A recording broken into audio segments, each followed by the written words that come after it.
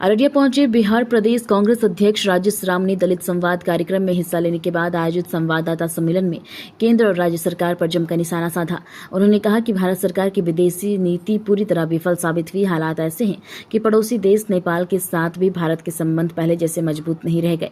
उन्होंने बिहार सरकार पर भी निशाना साधा और कहा कि बिहार में अपराध चरम पर है, साथ ही भ्रष्टाचार का बोलबाला है। उन्होंने कहा कि जो अधिकारी भ्रष्टाचार के मामले में पकड़े जाते हैं उन्हें जेल नहीं भेजकर सिर्फ निलंबित किया जाता है। यही अगर दूसरा व्यक्ति पकड़ा जाता तो उसके साथ क्या होता सोच समझ सकते हैं। उन्होंने कहा कि आज बिहार में बेरोजगारी बढ़ी है, लेकिन इसे कोई देखने वाला नहीं। देखिए, मुद्दा जो है नीट का अभी जो हालिया में हुआ, ये राहुल गांधी जी जो भविष्यवाणियां करते हैं वो सामने होता है। कोई ऐसा भविष्यवाणियां उनका नहीं है। मुद्दों का दूरदृष्टि पक्का इरादा वाला इंसान है और वो जो बोलते हैं वो नाप तोल के बोलते हैं। और ये जो सरकार है तरह तरह के कहानियां बना रहे हैं। शिक्षा मंत्री धर्मेंद्र प्रधान अब कहते हैं कि हम वायुसेना को लगाएंगे इस क्वेश्चन पेपर को ठीक करने के लिए। भाई, आपके सिस्टम में लोग घुसे हुए हैं।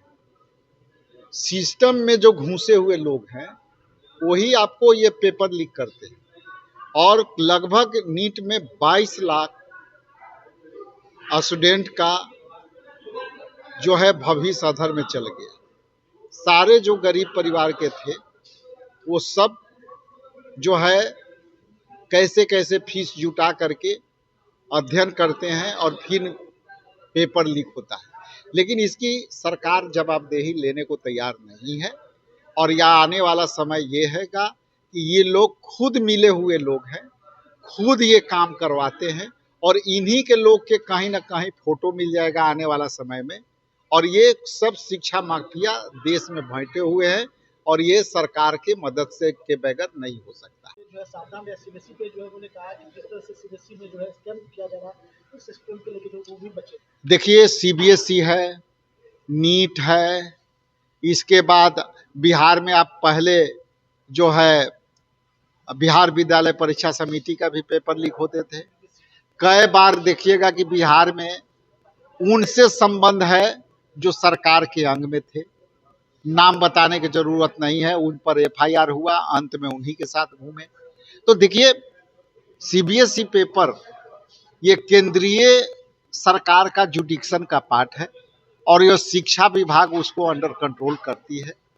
यूपीएससी जो है भारत सरकार के अधीनस्थ है और ये सब में करप्शन घुसे हुए हैं। सब जीरोक्स कर करके पहले ही पेपर लीक करते हैं और इसमें करोड़ों का ब्यारा न्यारा होता है। इसलिए सरकार वर्तमान समय में केवल सवाल का जवाब, यदि आप सवाल किए हैं मैं उसका उत्तर दे रहा हूं, तो उसकी सवाल का जवाब सरकार नहीं देगी।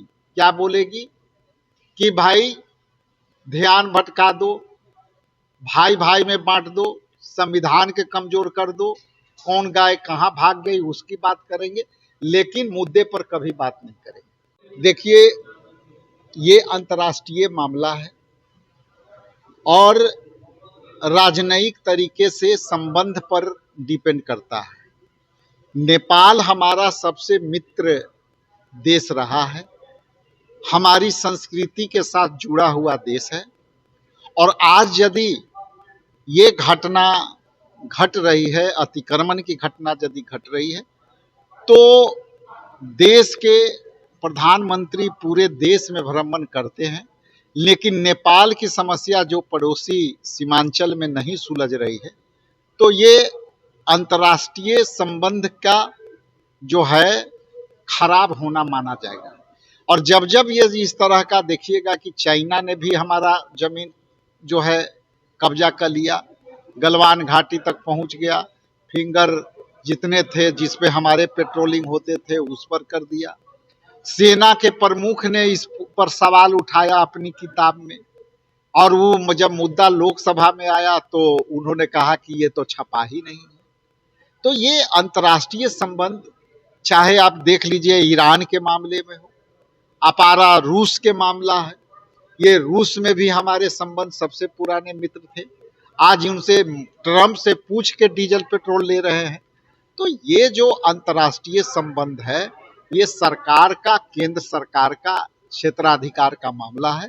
और इस पर जब जब से ये समस्या आता है, देश के प्रधानमंत्री एकदम चुप हो जाते हैं और नाम लेने से भी वो दूर वंचित हो जाते हैं।